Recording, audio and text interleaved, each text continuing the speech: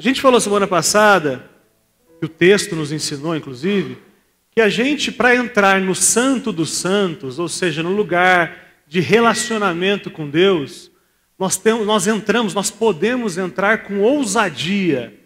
Então o texto fala, tendo ousadia para entrar no relacionamento com Deus. Entrar e permanecer. Viver no lugar de intimidade áureo, no Santo dos Santos com Deus. E ele diz que não é no nosso esforço. Para a gente acessar, estar no relacionamento com Deus, no Santo dos Santos, não é através do nosso sangue, é através do sangue de Jesus. Através do sangue de Jesus nós temos então ousadia, nós podemos entrar no Santo dos Santos. Quem crê em Jesus, diga amém. A única forma é crer no sangue de Jesus. Não é no nosso mérito, não é no nosso esforço, é naquilo que o Senhor Jesus fez. Deus tem um projeto entre nós.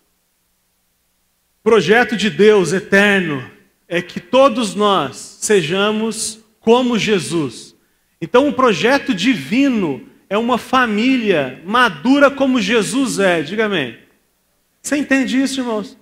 Que depois que nós fomos salvos, Jesus está nos conduzindo, que a gente pareça cada vez mais com Jesus. Uma igreja, um povo que está intimamente ligado, desafiado ao amor e às boas obras. É o texto que a gente leu. Amor e as boas obras. Então quem diz que crê, ou melhor, quem crê, porque só dizer não resolve. Quem crê, ama e pratica boas obras. Se está faltando amor, se está faltando boas obras, se está sobrando pecado, é que está faltando conversão. Porque necessariamente aqueles que estão crescendo em Jesus, estão crescendo no amor e nas boas obras. E ele faz isso, segundo a nossa conversa semana passada, através de uma experiência que muitas vezes a gente não entende, que é o congregar. Ser igreja junto. Então, através da congregação, a gente entendeu semana passada o que é congregar, através de congregar, o Senhor Jesus nos conduz ao amor e às boas obras. Nessa experiência de congregar, tem uma parte muito difícil, que a gente vai expandir hoje, que é o confronto nos nossos pecados. A experiência de caminhar junto com gente é a experiência de se vulnerabilizar, de baixar a guarda, para que o outro seja usado por Deus para confrontar os meus pecados, as minhas incoerências. E o contrário também, para que eu seja usado para tratar as incoerências dos irmãos. Hebreus 10, 24 e 25 diz assim, voz do além. E consideremo-nos uns aos outros, para incentivar-nos ao amor e às boas obras. Não deixemos de reunir-nos como igreja, segundo o costume de alguns, mas encorajemo-nos uns aos outros, ainda mais quando vocês veem que se aproxima o dia. Ok? Então não deixem de estar juntos, pelo contrário. O contrário, ele diz que o contrário é vocês juntos se exercitem, encorajemo-nos uns aos outros, ainda mais quando vocês veem que se aproxima o dia. E a gente entendeu semana passada que a base do nosso congregar é amor e verdade. Amor e verdade. Eu não devo falar para você do seu pecado, a não ser que eu tenha tempo suficiente de amor com você, porque daí o único interesse que eu tenho é você. Eu estou errado de que a gente se incomoda muito com os pecados uns dos outros. A gente faz isso. E por que a gente faz isso? Porque a gente está muito preocupado com os outros pecados, sem olhar para os nossos pecados. E essa experiência de caminhar junto, congregando, nos leva a, através do amor, só desejar o bem do outro. Deixa eu melhorar para você. Se eu te exorto no seu pecado, porque o seu pecado me incomoda muito, tem uma pressão, tem uma profundidade. Mas se eu quero, o único problema que eu tenho com você é a sua edificação, se o meu único projeto com você é a sua edificação, a minha exortação vai ser muito mais coerente para você. Não tem tanto a ver com o meu desconforto com você, tem a ver com o bem que eu quero de você. Leia Efésios, por favor, 4, de 14 e 15, diz isso. O propósito é que não sejamos mais como crianças, levados de um lado para outro pelas ondas, nem jogados para cá e para lá por todo o vento de doutrina, e pela astúcia e esperteza de homens que induzem ao erro. O projeto, então, é amadurecimento. Como? Antes, 15. Antes, seguindo a verdade em amor, cresçamos em tudo naquele que é a cabeça, Cristo. Seguindo a verdade em amor. Necessariamente a verdade junto com... Se eu te falar a verdade sem amor, a verdade é implacável. A verdade por si só, ela é implacável. Quando Jesus nos confronta com a verdade, Ele junto nos mostra um lugar de amor para conviver, para estar. É por isso que é possível a restauração a partir da verdade. Eu preciso ser confrontado pela verdade, mas eu também preciso achar um lugar, apoio para crescimento, para amadurecimento, um lugar seguro. Na academia, na segunda-feira, na academia do Evangelho Simples, estava dando aula, e uma irmã me falou assim, e ela tem razão, não soa muito mimado para alguém falar assim, não me exorte porque você não me ama. Você não tem direito de falar do meu pecado porque você não me ama. Ela está certa com relação a quem vai falar, mas quem vai ouvir pode ser Deus. Ficou confuso, eu vou melhorar. Se você está sendo exortado por alguém, fica quieto, irmão. Você não tem moral para dizer que está errado, você não pode falar porque você não me ama. Você ouve quieto, porque pode ser Deus falando com você. Mas se você é o agente da mensagem, da transformação, leve isso em conta, que antes de você falar a verdade, você precisa demonstrar amor suficiente por aquelas pessoas. Diga amém, irmãos. Alguns já estão dormindo em 5 minutos de pregação, vocês querem um sofá, uma coberta, um travesseiro, a gente providencia.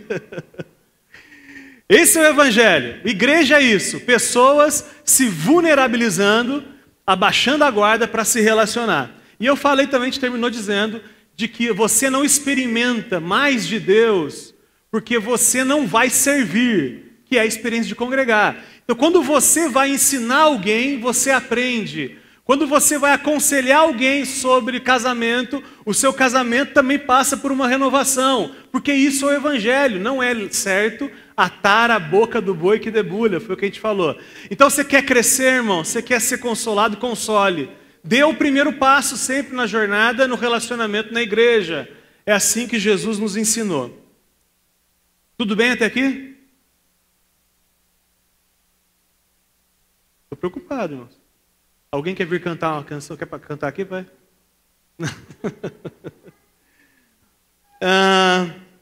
Muito bom. A gente vai falar hoje, então, sobre pecados. Quem aqui ainda peca, diga misericórdia. Misericórdia.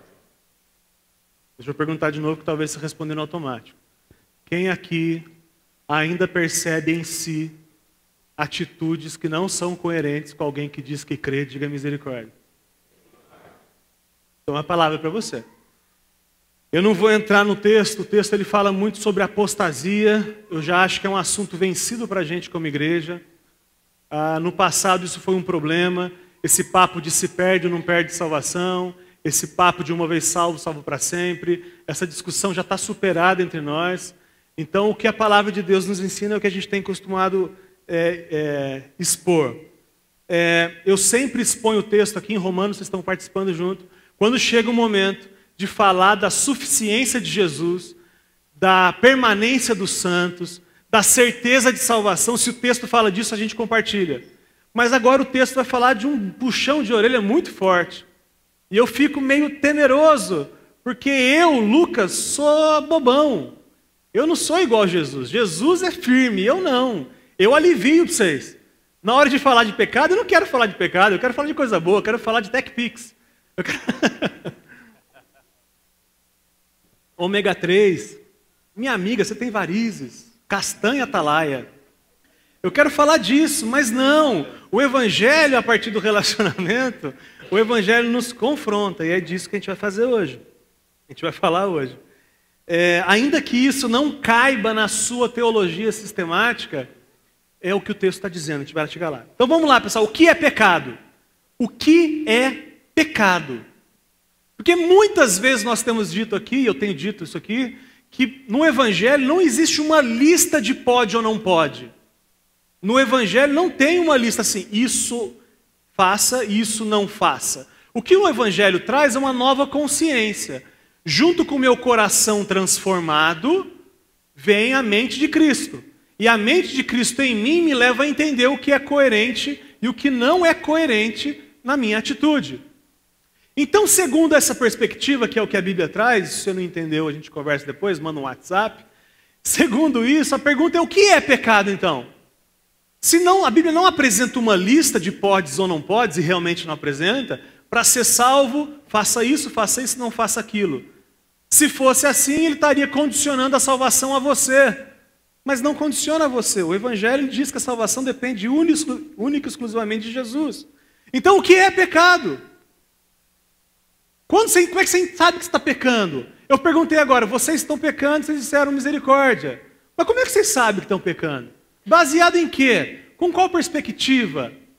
Quem te falou que isso é pecado? Tem uma definição que eu entendo ser assim, que pecado é a gente não ser aquilo que Deus nos criou para ser. Então, quando Deus nos criou, Ele nos criou com um propósito. Quando eu estou vivendo diferente deste propósito, eu entendo que isso é pecado. De forma ampla, é exatamente o que é pecado. Então, Deus não te criou, o pastor Eros bateu hoje, em adultério. Deus não te criou para adulterar. Diga amém. Quando você adultera, o Espírito Santo que habita em você, se é que ele habita, se é que você crê, ele te mostra que é incoerente aquele tipo de atitude. Isso é o Evangelho e nos levando a entender o pecado. Então, tanto a lei no Velho Testamento, como hoje o Espírito nos conduz à mente de Cristo. O Velho Testamento, quando a gente pega aquela lista de 613 mandamentos, elas estavam apontando para Cristo. Cristo seria o único capaz de cumprir todas aquelas leis. Então, quando eu olho as leis, eu reconheço Cristo. E hoje o Espírito Santo em nós está nos conduzindo a quê? A exatamente a mesma coisa, a mente de Cristo. Agora a gente consegue, porque agora o Espírito Santo caminha, está dentro de nós. Por que peca mais e por que peca menos? A maior crise evangélica é focar no pecado. Você está em crise quanto aos seus pecados, porque você colocou a superação do seu pecado como um troféu para você. Pensa no seu pecado, irmão. Pensa. Está pensando nele? Está lembrando do seu pecado? Por que você não superou ainda? Porque você está focando no seu pecado, ao invés de focar em crescer em intimidade com Jesus. Porque se você crescer em intimidade com Jesus, naturalmente as nossas atitudes vão mudando. Diga amém, irmãos. Você peca ou não peca, você comete boas obras ou não comete boas obras, pela quantidade de Jesus que você tem em você. Se está difícil superar alguns pecados, é porque está faltando Jesus. É essa a experiência do Evangelho. Então, o problema principal não são os pecados mais. Os pecados, todos eles foram perdoados na cruz de Jesus. Mas, que é o ensino de hoje, se você insistir pecando, Bruno, se insistir pecando, esse pecado vai te enganando e no futuro você já não crê mais que Jesus é suficiente para você. Ou suficiente para o seu pecado. Então, quando eu digo que todos os pecados já estão perdoados, isso é motivo de alegria, diga amém. Quando eu digo que ainda que você peque, você continua salvo, porque a nossa salvação não é baseada nos nossos pecados, é motivo de alegria, diga amém. Mas, se você insistir na prática do pecado, esses pecados que o Espírito Santo já claramente falou para você largar, você vai endurecendo o seu coração sem perceber, e no futuro você já não está mais nem aí para o Evangelho, você já não está mais nem aí para Jesus. No futuro você está com o coração duro e incrédulo. E aí a gente precisa entender então como é que nós, como igreja, na experiência de congregar, nós vamos tratar os pecados uns dos outros. Como é que a gente vai tratar os pecados uns dos outros se a gente é igreja e se a gente tem esse alerta do Espírito para que a gente trate uns aos outros, para que a gente não caia na incredulidade, não caia na apostasia. Bom, introdução longa. Queria dizer uma coisa que talvez a gente não entenda. Pecado, seu pecado. O seu pecado é contra Deus. O seu pecado respinga nos irmãos, mas o seu pecado é contra Deus. Se você se sente, abro aspas para o Richard, que me falou essa mensagem, essa palavra essa semana. Se você se sente exageradamente incomodado com o pecado do outro, você está se colocando no lugar de Deus. Se o pecado é contra Deus, e se você se sente exageradamente incomodado pelo pecado do outro, você está se colocando no lugar de Deus. Porque nós, igreja, nós não estamos na posição primária da ofensa. Nós estamos como agentes sanitários. Essa semana eu vi um vídeo.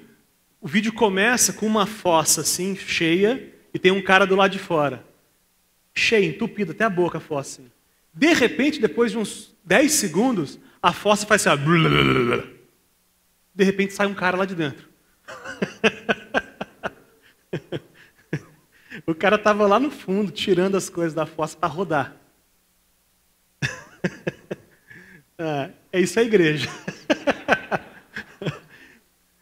Eu já não tenho problema com o pecado, mas o pecado vai respingar, o meu pecado vai respingar você, o seu pecado vai respingar em mim, embora o nosso pecado seja contra Deus. E por que é tão importante entender isso? Porque se você não entende que o seu pecado é contra Deus, você vai começar a legitimar alguns pecados que são apenas contra você. Frases como, eu não estou fazendo mal para ninguém, então eu posso continuar fazendo isso.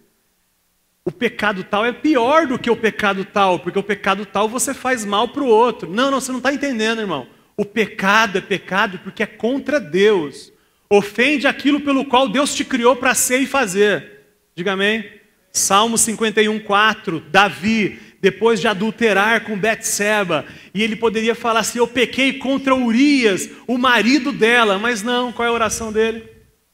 Contra ti, só contra ti pequei e fiz o que tu reprovas, de modo que justa é a tua sentença e tens razão em condenar-me. Que voz é essa do além, irmão? Tira isso aí, cara. Isso que dá deixar adolescente na mesa, tem que tirar. Contra ti somente pequei. Davi dizendo para Deus, meu pecado não é contra as pessoas. Não é que não respingou em todo mundo. A questão não é essa, a questão é que a ofensa do pecado é contra Deus. Aliás, nos relacionamentos, as coisas ficam mais simples se você entende que o pecado não é contra você. Quer um exemplo? O cônjuge flagra o companheiro, o cônjuge e o cônjuge, é isso? É isso? O cônjuge flagra o cônjuge, é isso? O cônjuge flagra o cônjuge consumindo pornografia. É só uma estatística triste, que cada 4 consumidores de pornografia, 1 é mulher hoje. Está aumentando o número de mulheres que consomem pornografia. Por isso que eu não coloquei a mulher pega o homem. Porque eu não sou esses caras bolsonaristas. Eu sou um cara super de esquerda. Então, pode ser que o homem pegue a mulher também na sua pornografia. Eu estou sendo irônico, tá? E aí ele pega. Se você entende que o pecado do outro é contra você, as coisas pioram muito. Porque aí você entende que você não foi suficiente para a pessoa, e aí o perdão fica impossível de ser dado, você se sente ofendido naquilo. Triste, mas não é assim.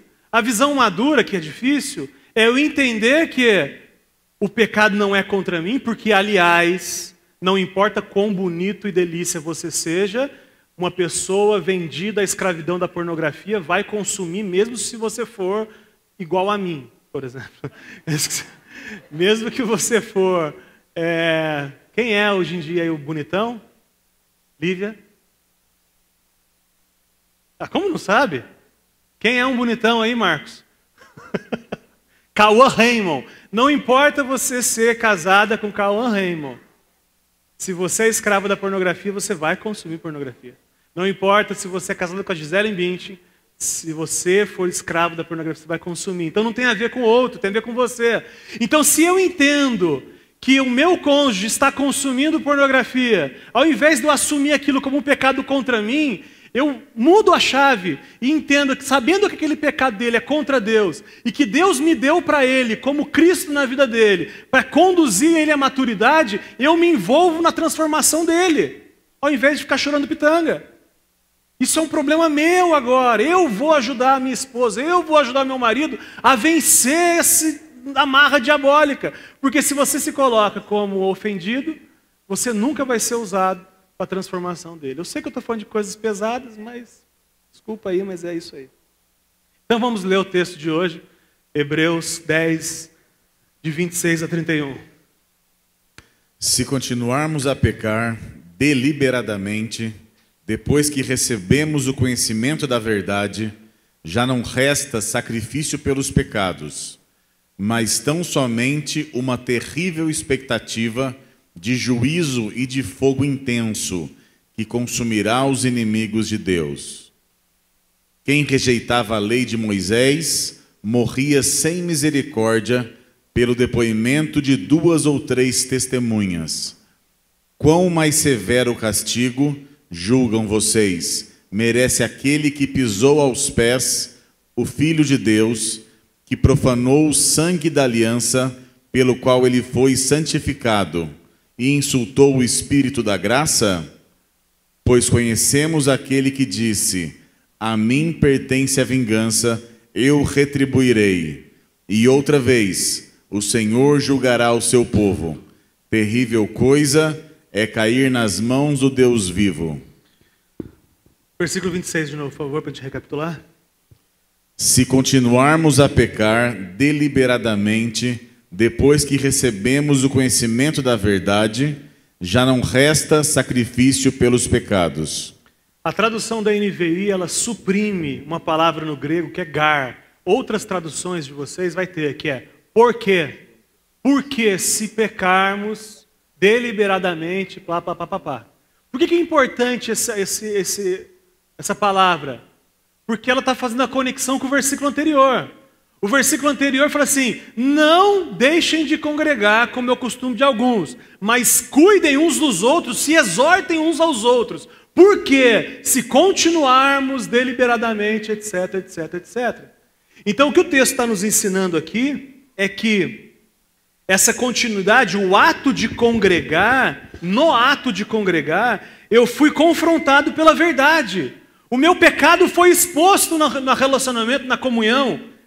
Congregar é fundamental para que a gente não continue pecando. Irmãos, presta atenção o quanto que as pessoas que querem pecar se afastam de nós. Traga isso à memória, irmãos. Lembre de você. Quando você quis viver uma vidinha mais ou menos, você foi embora do relacionamento. Eu estou falando ou não estou falando verdade, pastor Eros? Não olha no olho, foge do relacionamento, foge da comunhão.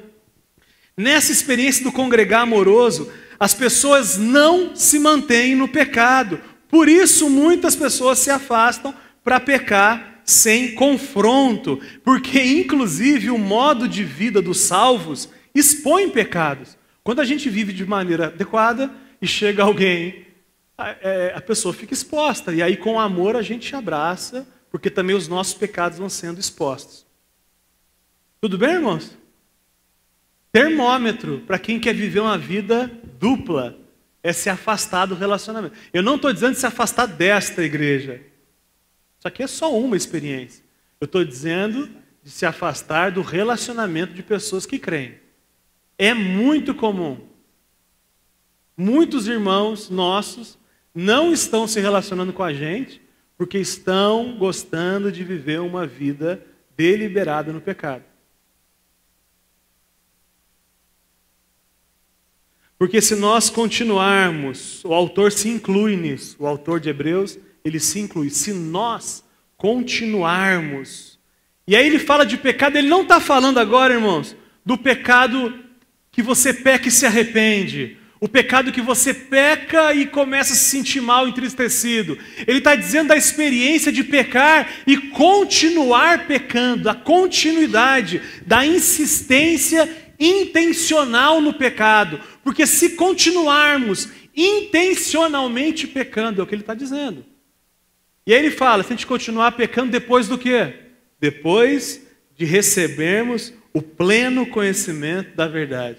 Segundo o texto que a gente está lendo, o irmão, na congregação, o irmão me trouxe a vontade de Deus, me expôs à vontade de Deus pelo amor, porque nós somos a comunidade do amor e da verdade. Nós, com amor, tratamos a verdade entre nós. E aí ele fala, depois de recebermos o conhecimento da verdade, ou a sua versão aí no papel, o pleno conhecimento da verdade. Essa palavra no grego é epignosis, que é um conhecimento correto, o conhecimento profundo.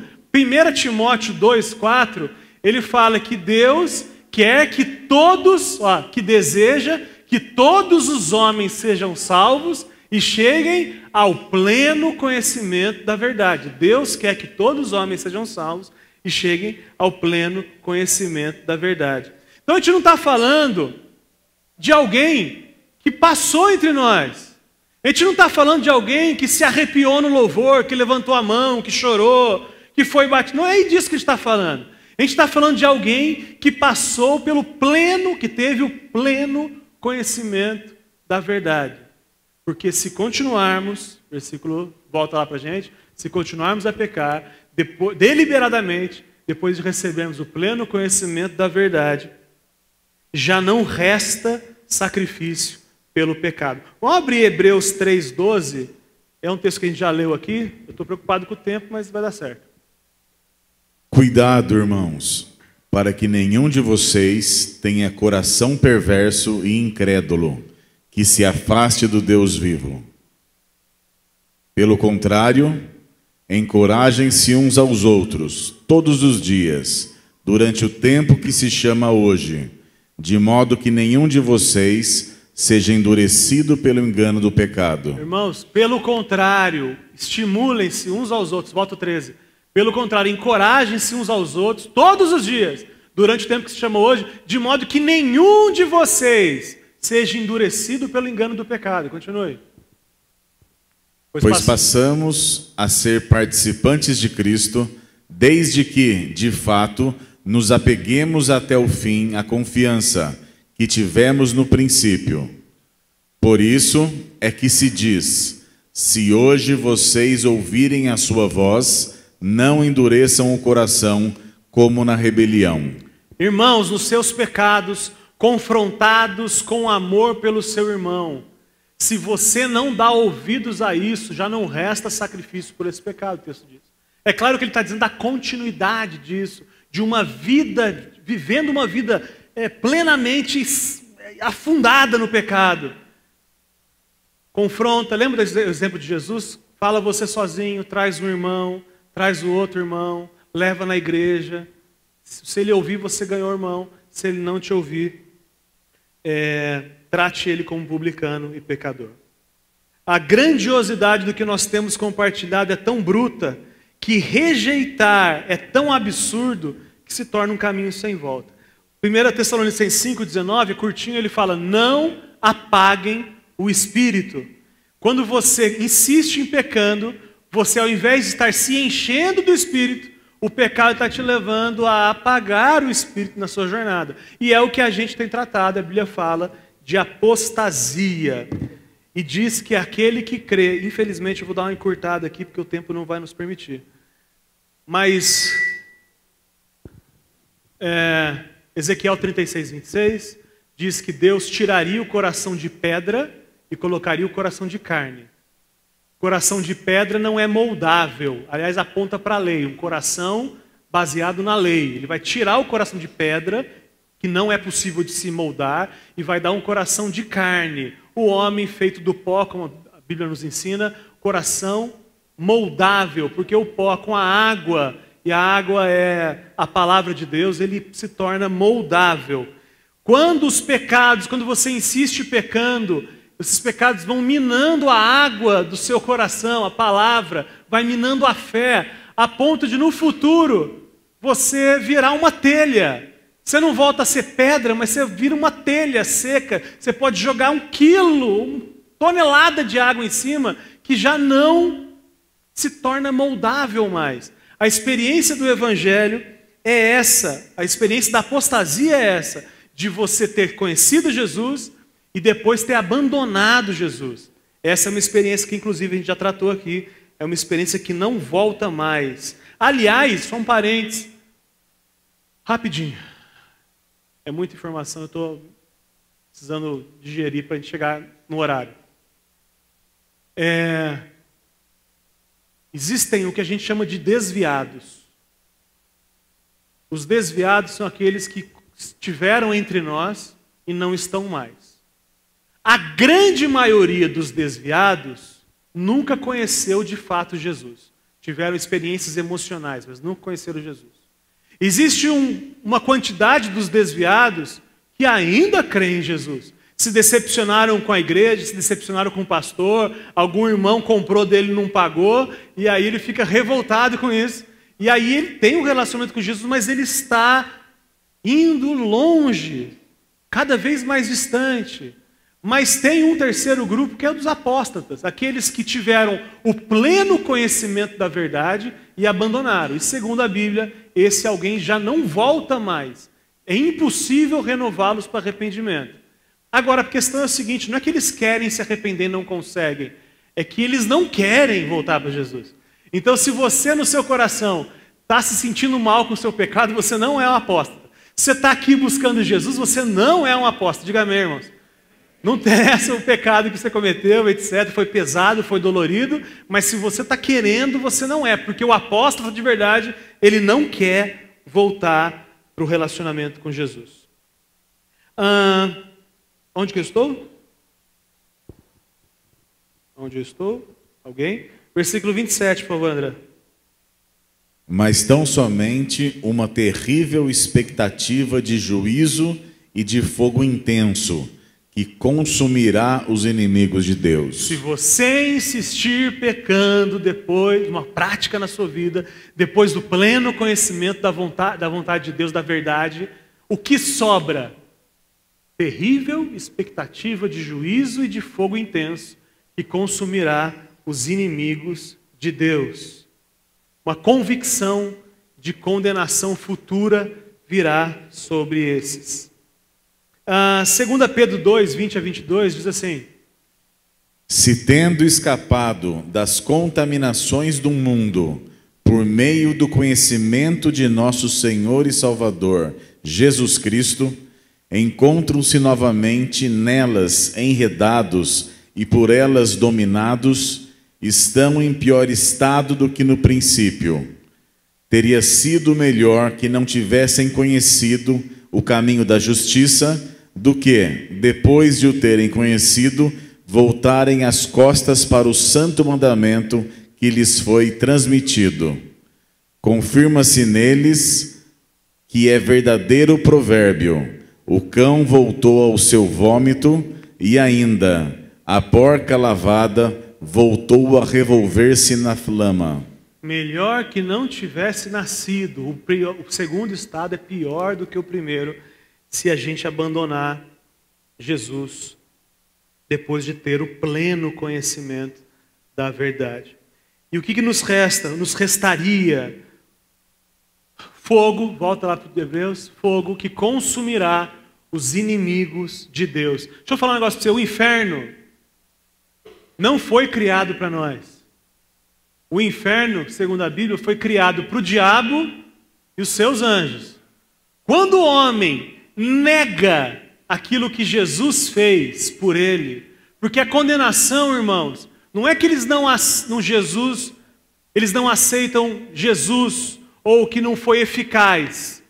Presta atenção, a condenação é bruta, porque Jesus, tendo salvado esse povo, essas pessoas rejeitaram e resistiram ao que Jesus fez. E é por isso que serão condenados junto com o diabo e os seus anjos, ou os inimigos de Deus. É o que a gente leu aí. Então, pelo contrário, há somente uma terrível expectativa de juízo de fogo intenso que consumirá os inimigos de Deus. Versículo 28. Quem rejeita a lei de Moisés, quem rejeitava a lei de Moisés, morria sem misericórdia pelo depoimento de 2 ou 3 testemunhas. Essa história a gente se encontra lá em Deuteronômio 17, de 2 a 7. Rapidinho, André, se conseguir ler. Se um homem ou uma mulher que vive numa das cidades que o Senhor lhes dá, for encontrado fazendo o que o Senhor, o seu Deus, reprova, violando a sua aliança e desobedecendo ao meu mandamento, estiver adorando outros deuses, prostrando-se diante deles, ou diante do sol, ou diante da lua, ou diante das estrelas do céu, e vocês ficarem sabendo disso, investiguem o caso a fundo. Se for verdade e ficar comprovado que se fez tal abominação em Israel, levem o homem ou a mulher que tiver praticado esse pecado à porta da sua cidade e apedreje-o até morrer. Pelo depoimento de 2 ou 3 testemunhas, tal pessoa poderá ser morta, mas ninguém será morto pelo depoimento de uma única testemunha. Não vamos abrir Deuteronômio 23, de 6 a 10, também conta a mesma história com outra perspectiva. Nos 2 textos, irmãos, ele fala de apedrejamento pela idolatria. Os 2, leia depois lá, tanto em Deuteronômio 17 como em Deuteronômio 23, ambos os textos falam sobre idolatria. E agora em Hebreus o autor vem citar essa referência para a gente, colocando no nosso pecado cotidiano. Nos mostrando que o nosso pecado cotidiano, a insistência nele, é idolatria contra Deus. É auto-idolatria ou auto-adoração. Quando você prefere você ao mandamento de Deus, está certo o português? Tá? Quando você prefere você a Deus, você está se adorando. Você está numa relação com Deus de idolatria de você mesmo. Romanos 1 fala isso, é um texto grande, eu gostaria muito de ler, mas não vai dar tempo. Romanos 1, de 18 a 32. Ele coloca uma lista de pecados. A pena não dá tempo, meu irmão. Vocês podiam me dar mais meia hora, né? Mas não sei, tudo bem. Vocês são tudo frescão. Tudo tem hora, Faustão. Se correr, pega o Faustão assim, ali funcionando. Presta atenção que interessante isso, cara. Leia Romanos 1, de 18 a 30, e o capítulo inteiro, 18 a 32. O quanto que aqueles pecados, os pecados que nós cometemos, eles estão dentro da idolatria. Ele fala assim, as pessoas honraram mais a criatura do que o Criador. E a consequência disso foi que Deus deixou essas pessoas viverem para si. E o que acontece? Adultério, homossexualidade, não são fiéis nos contratos. O que mais que a lista traz, lembra? Uma lista enorme de pecados. Então presta atenção, o problema não são os pecados. O problema é a idolatria de si. Porque não quiseram conhecer a Deus, Deus falou assim, ok, você quer viver para você, você quer ter você como objeto de adoração na sua vida?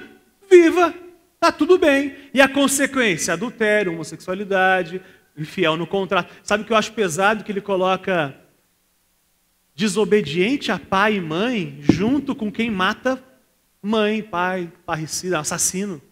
É pesado, porque pecado é contra Deus, pecado não é contra as pessoas, pecado é contra Deus. Eu queria ter mais tempo para expor isso, mas infelizmente não vai dar. Versículo 29. Quão mais severo castigo, julgam vocês, merece aquele que pisou aos pés o Filho de Deus, que profanou o sangue da aliança, pelo qual ele foi santificado e insultou o Espírito da graça? Antes, na lei de Moisés, 2 ou 3 testemunhas, as pessoas eram apedrejadas. Com mais severo castigo, julgam vocês, merece aquele que pisou o Filho de Deus, etc, etc. Quais são as testemunhas na graça que legitimam a condenação? Porque ele está fazendo um paralelo com a velha aliança. A velha aliança, 2 ou 3 testemunhas, a pessoa era apedrejada. Na nova aliança, agora, quais são as testemunhas que garantem que a condenação é feita de forma legítima e justa? O texto fala: pisou o Filho de Deus, profanou o sangue da aliança pelo qual foi santificado e insultou o Espírito da graça. Pisou o Filho, o sangue da aliança. Quem fez a aliança? Eu farei uma nova aliança com vocês. Quem é Deus? Deus. E insultou o Espírito da graça, ou seja, o Pai, o Filho e o Espírito fizeram todo o necessário para a sua salvação. E aí esse cara que teve contato com o Pai, com o Filho e com o Espírito Santo, esse Pai, Filho e Espírito Santo, eles testemunham contra esse apóstata na condenação. Diga misericórdia. Vocês entenderam ou vocês estão dormindo? Misericórdia. Se na lei homens testemunhavam para a condenação de alguém, agora esse que realmente conheceu, realmente creu, e pisa o Filho de Deus, profana o sangue da aliança, ultraja o Espírito da graça, insulta o Espírito da graça, esse terá como testemunho contra ele a próprio Deus, a Trindade, o Pai, o Filho e o Espírito Santo contra ele. Irmão, o pecado é muito sério. O Pai derramou toda a sua ira no seu próprio Filho. Quando você olha Jesus na cruz, Jesus foi crucificado porque Deus derramou a sua ira sobre ele, sobre Jesus. Essa ira que não caiu sobre você, caiu sobre Jesus. Rejeitar a obra de Jesus é receber aquilo que Jesus já tinha te livrado, você receber em você a ira de Deus novamente. Versículo 30. Pois conhecemos aquele que disse: a mim pertence a vingança, eu retribuirei.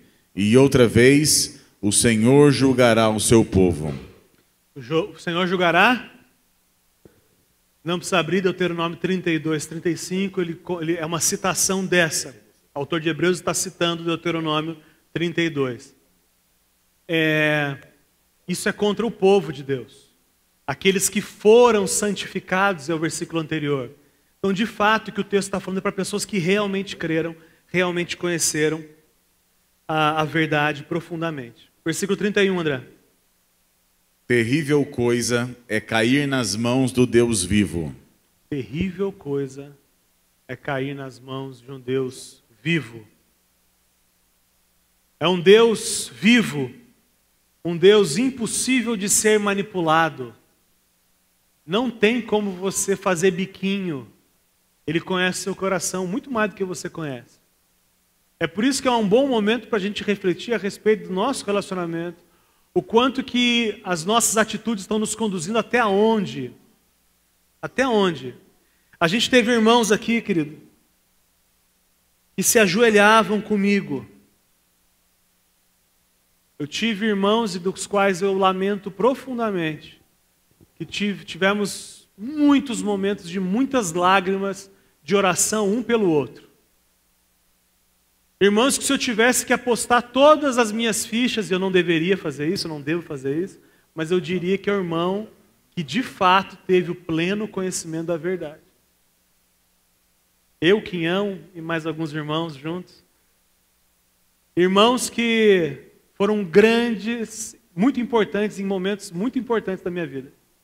E que hoje são só lembranças. hoje que verbalizaram a sua inimizade ao Evangelho algumas vezes.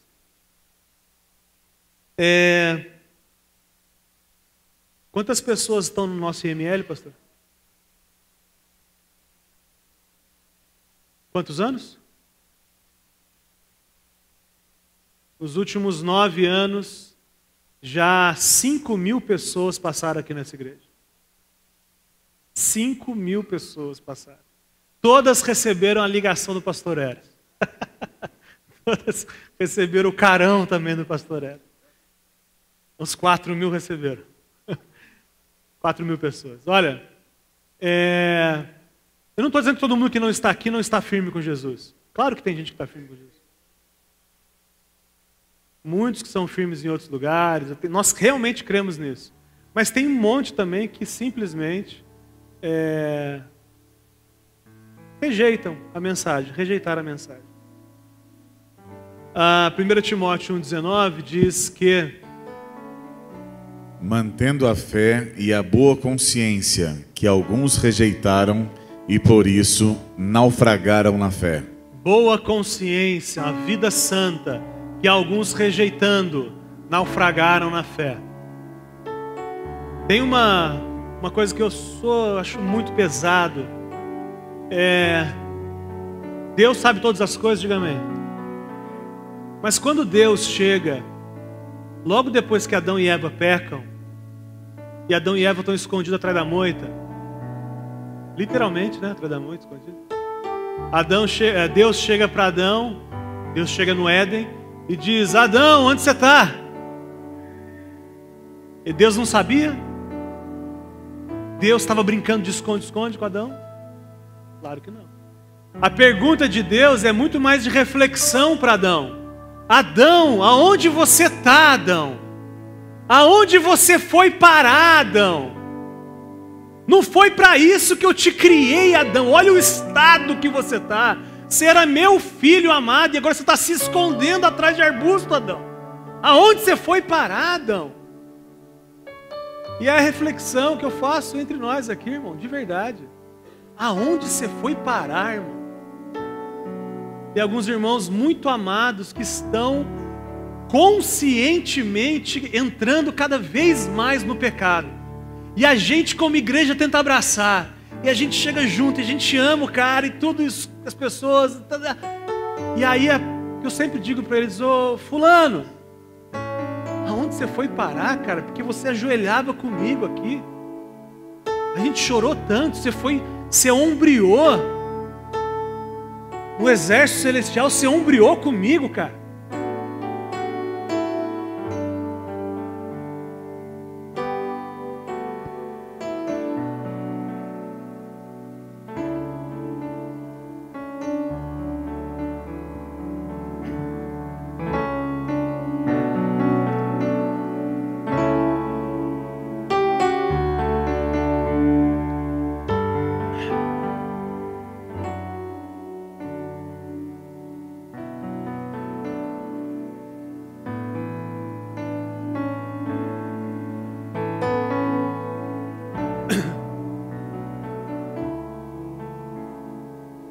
Vou conseguir. Porque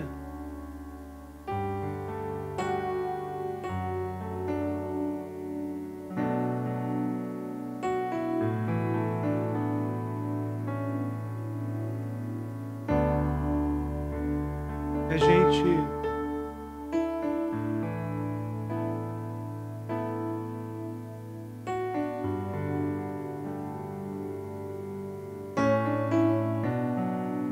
não foi para isso, irmãos, que a gente foi criado. Desculpa o choro, mas é que é gente próxima e dói muito, irmão.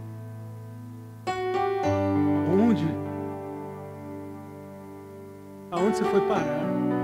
Você que tem seu irmão amado aqui, tem amante. Aonde você foi parar, irmão? Sua sexualidade é isso mesmo? Aonde você foi parar? Não tem a ver com a gente não gostar de ter você perto. Não foi para isso que você foi criado, irmão. Você acha que você precisa disso para ser feliz? Você não precisa, irmão. Aonde você foi parar?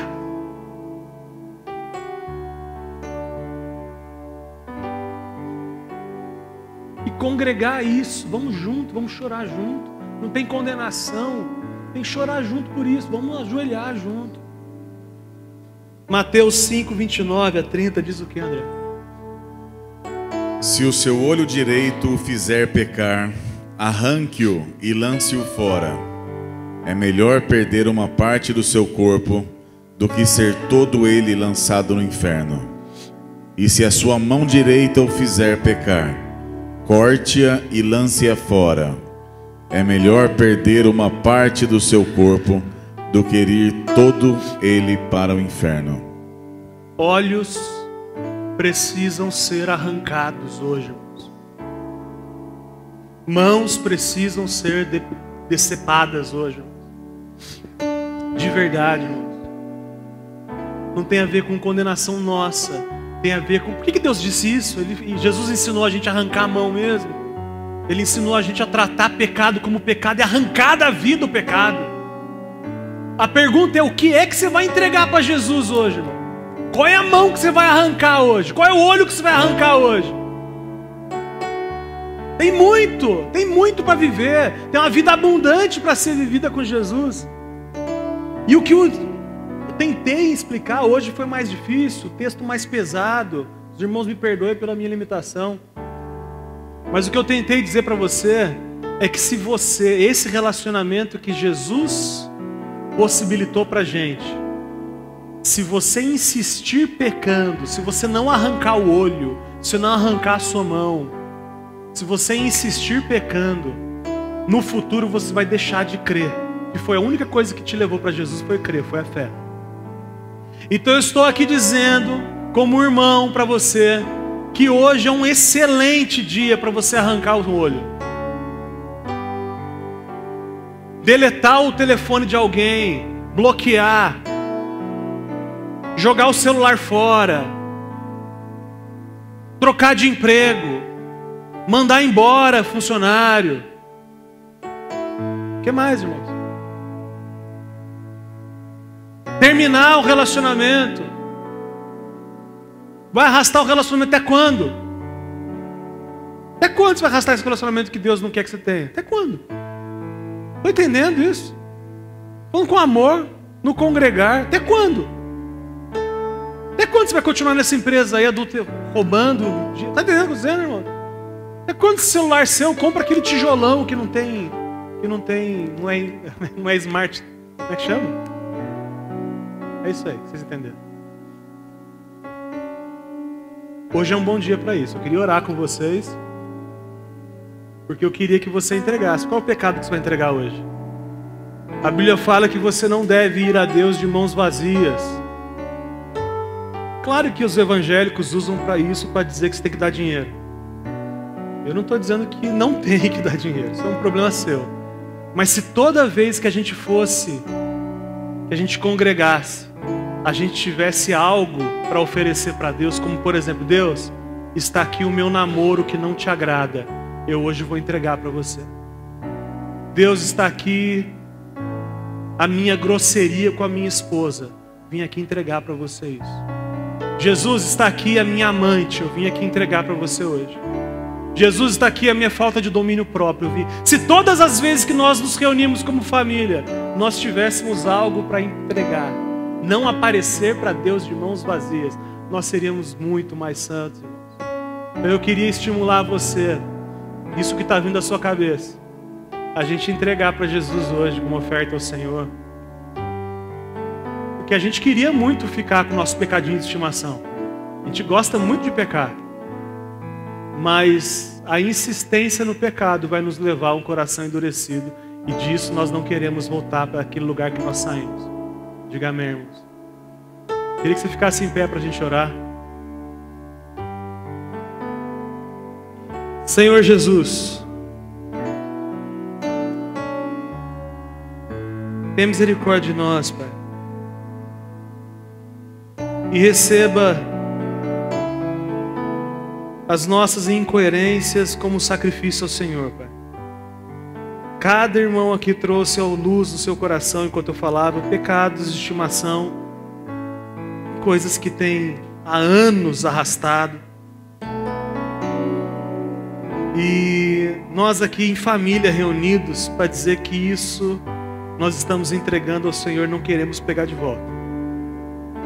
A nossa vida emocional, a nossa vida sexual, a nossa vida afetiva, ela está nas suas mãos.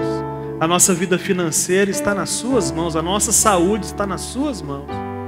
Estamos aqui em família entregando no altar para o Senhor a nossa vida em sacrifício vivo ao Senhor. Que esses pecados de anos sejam superados hoje pelo poder do Teu Evangelho, Pai.